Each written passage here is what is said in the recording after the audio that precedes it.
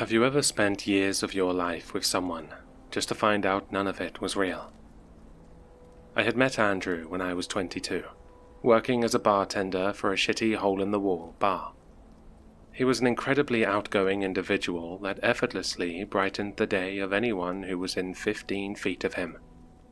He had made the lonely closing shift of a dead Tuesday enjoyable, and after I got off of work, we met up for coffee and waffles at a nearby diner. The chemistry we had was unlike anything I had ever experienced before, and it wasn't long before we began dating. Andrew became my rock that I could always rely on to keep me grounded when the rest of the world was caught up in a squall of chaos. He embraced my love of B-movie horror, and I accepted his enthusiasm for the outdoors after weeks of convincing on his part. Andrew was the life of the party, and while there were times that I just wanted to stay in and binge slasher movies, he would tease me for being a homebody and drag me out of the house to meet up with one of his never-ending swaths of social circles for bowling, laser tag, house parties, or his absolute favorite, the late-night hike through the forest that stood behind the shitty bar I had worked at when we met. It had been a major milestone for me when I quit the bar 6 months after Andrew and I met. With his support and encouragement, I started my own business in a niche field that I was actually passionate about. While the money isn't the best, I love the work I do, and even the worst days are still better than having to mop up bodily waste from someone who had too much to drink. At a 40th anniversary showing of the Rocky Horror Picture Show, Andrew proposed to me during the "Damn it, Jeanette" scene. His collection of friends, who had grown on me fast and became my friends as well, hooted and cheered for us and took us out for celebratory drinks after the show. Since that chance encounter 2 years previously, my life had become my own personal heaven. The work I did now was fulfilling. I had an amazing new group of friends, and I was now engaged to the best man I had ever met. "Hey, I found the perfect place we should go for a nice picnic and hike," Andrew told me as I was grabbing the last load of laundry from the ancient dryer in Andrew's basement.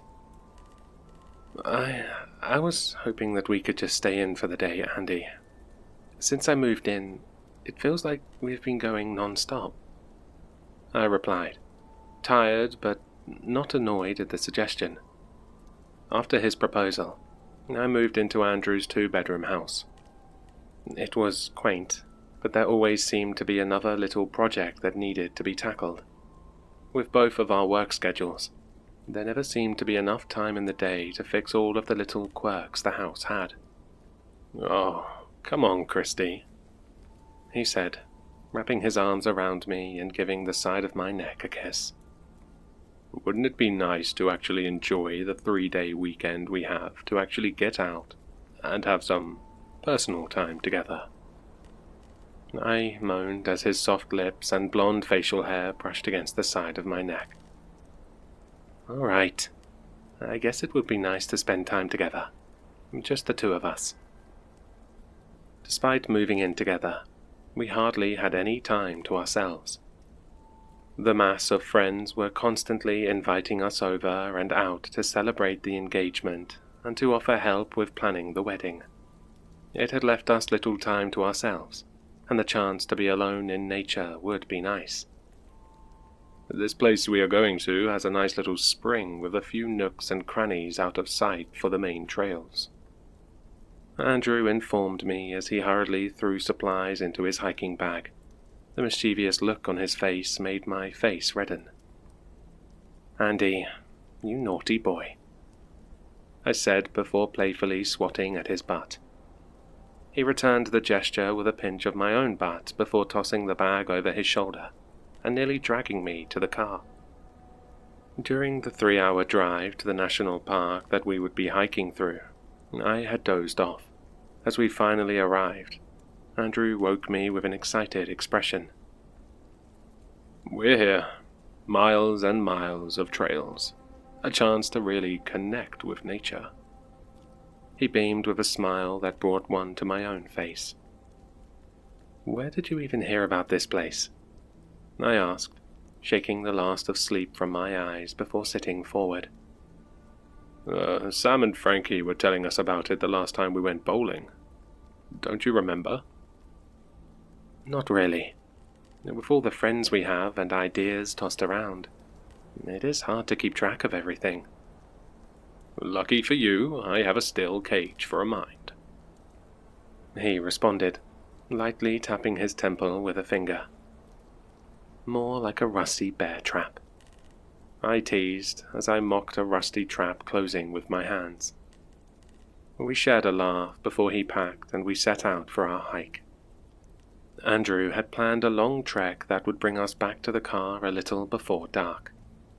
I was glad I had worn an old outfit, so that I wouldn't have to worry about getting covered in mud.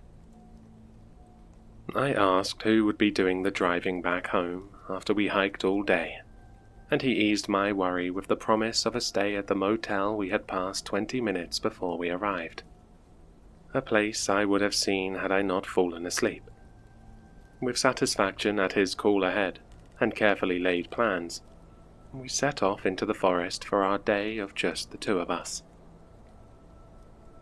"Isn't that the same outfit you wore when we met?" Andrew asked, his eyes feasting up and down my own body.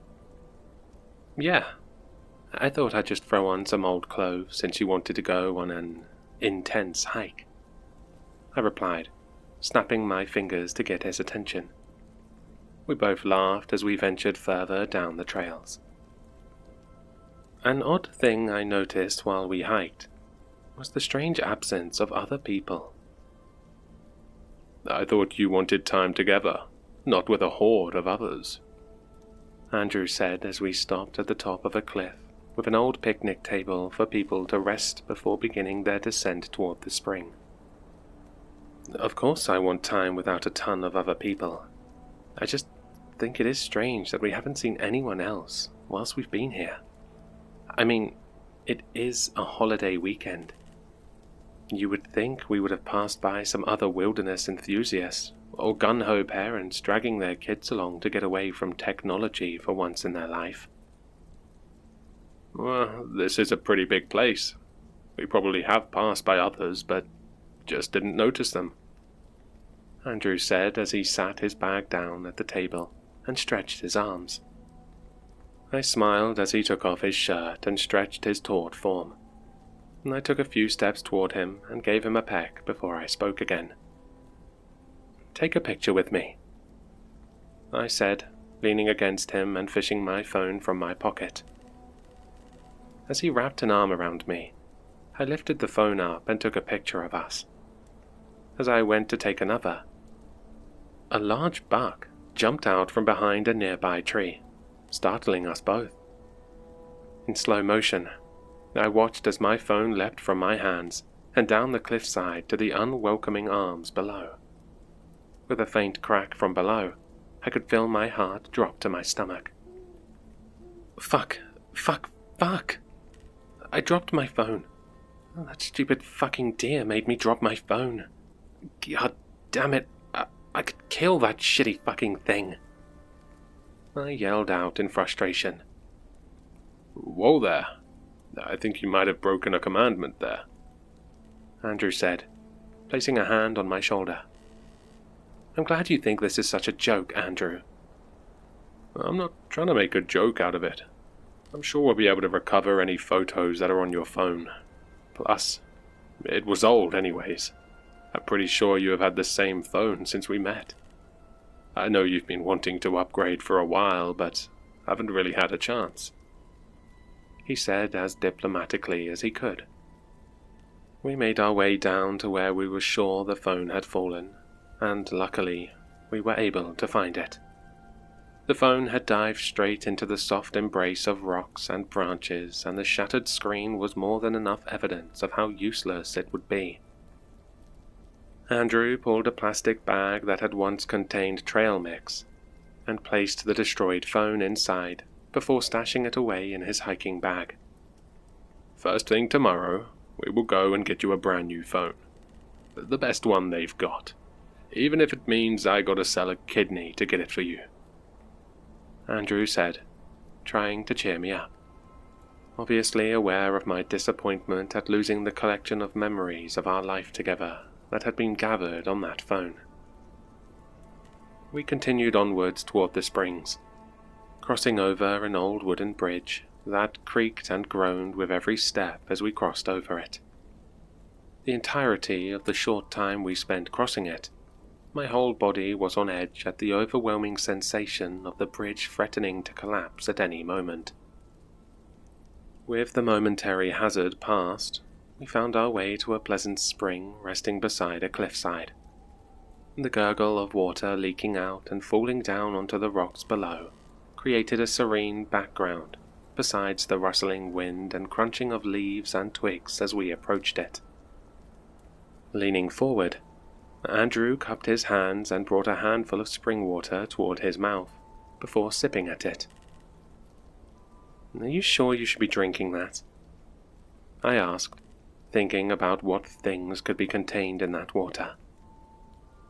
"You drink spring water that's bottled with millions of microplastics in it. At least this is straight from the source," Andrew said as he splashed his face with the spring water. "You know, there is a little overhang here that we could—" Andrew trailed off as he made a gesture with his hands. "I'm not really feeling up to it. I'm still irritated about dropping my phone, and don't think I'm in the right headspace for that," I said, noticing a momentary flash of rage cross Andrew's face before it shifted to an understanding look of disappointment. "Well, you should at least try this water." He gestured to the water as he spoke before glancing absently in the distance. I tried a small sip of the water, and the taste was heavy with a strange metallic taste. Just before I was about to comment, Andrew was already stepping off toward the trail. When we approached another bridge, I insisted that Andrew lead the way, as it spanked across a rather steep decline. After he proved the structural integrity of it, I began crossing for myself.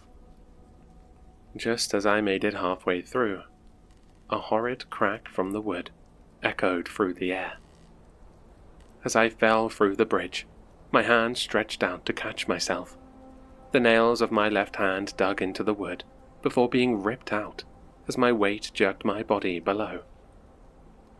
In the briefest of moments, I looked out towards Andrew. A malicious smile greeted me as I tumbled toward the earth below and was embraced by darkness.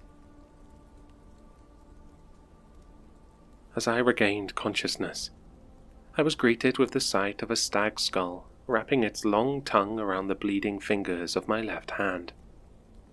I screamed out in terror, only to be greeted with Andrew's worried face, gracefully holding my bandaged left hand. "Thank God you're okay," Andrew said, slowly setting my hand down and helping me sit forward.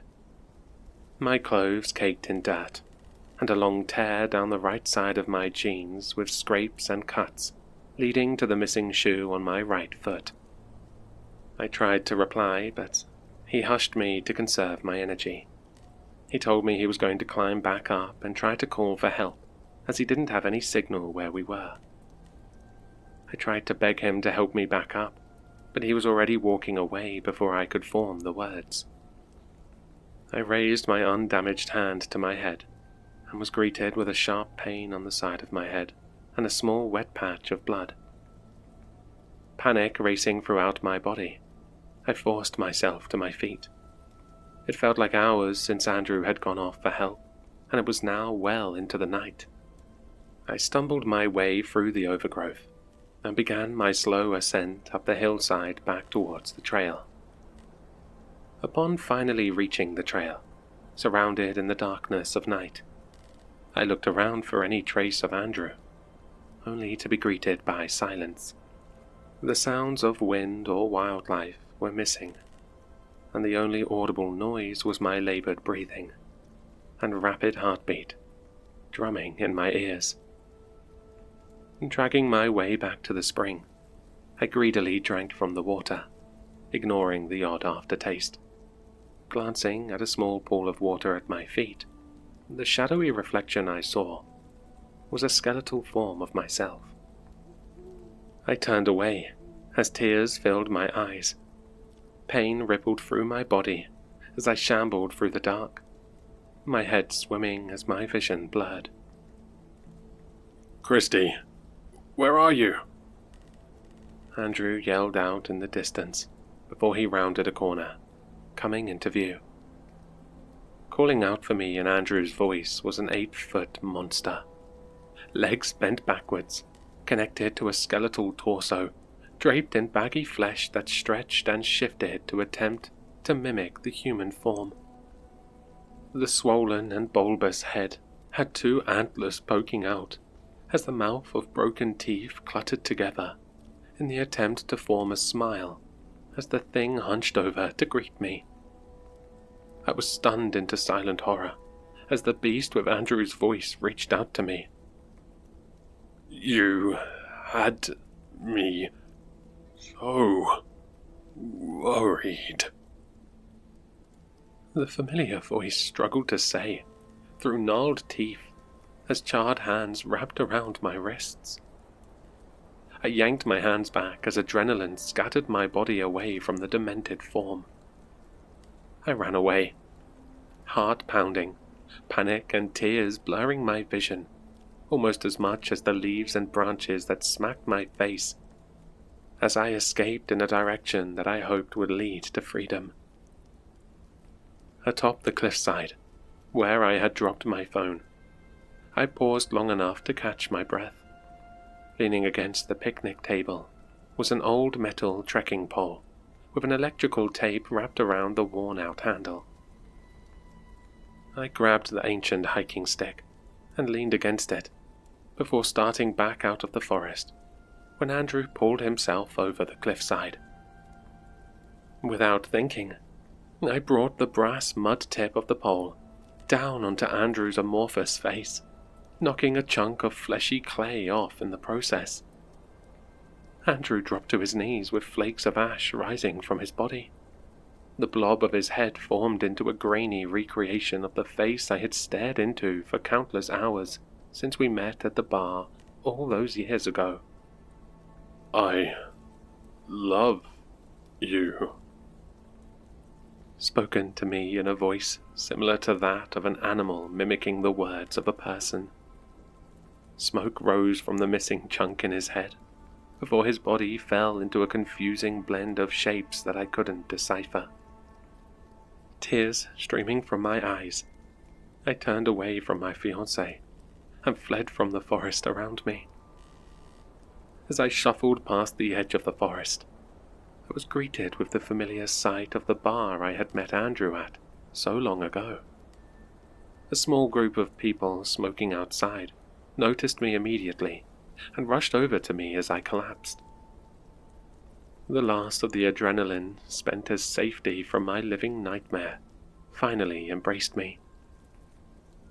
I had been missing for 10 years. On the magical night I had met Andrew and thought I had begun an amazing life with my soulmate, I had, in reality, closed the bar after an empty night and walked directly into the forest behind the bar in a trance-like state. When my car was found the following morning by the bar owner, she called my phone to see if I was having car troubles the night before. When I didn't answer, she checked the security footage to find me walking off into the forest. Her concern heightened as the grainy video displayed a strange shadow figure at the edge of the trees, seemingly luring me toward it. For 6 months, they searched the forest, only to find my damaged phone and my lost shoe. The worst was assumed, and my missing persons poster had circulated the state. But after all these years, I was assumed dead. Miraculously, I had somehow survived, vastly malnourished at 70 pounds, patches of hair missing. Several poorly healed scars littered my body, the worst of which were the scars around my wrists and ankles that reminded me too much of rope burn scars. The implications as terrifying as the monstrous forms Andrew had taken. There had never been an Andrew. I tried to tell myself that every day. But I still have all of these amazing memories of someone who truly loved me, and all the memories we created together with friends.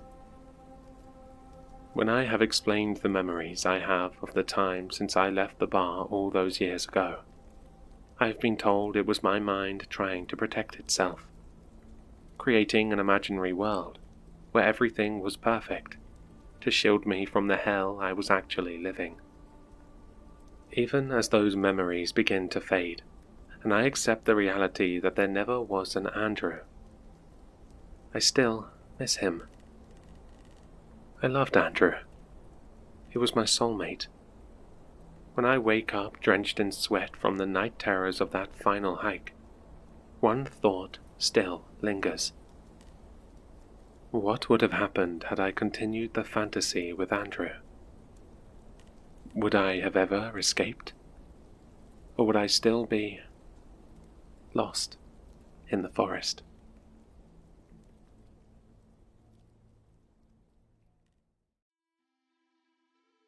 I hope you enjoyed the story. For more content, please like, subscribe, and leave a comment. Your support keeps the shadows dark. If you want more Sinister, links to my social media and Spotify can be found in the description, unless you're already there. Don't forget to sign up to the Patreon, where you can see all the content a day earlier, and an exclusive video every month once we hit 20 patrons. Until next time, keep your lights low, eyes open, and your doors locked.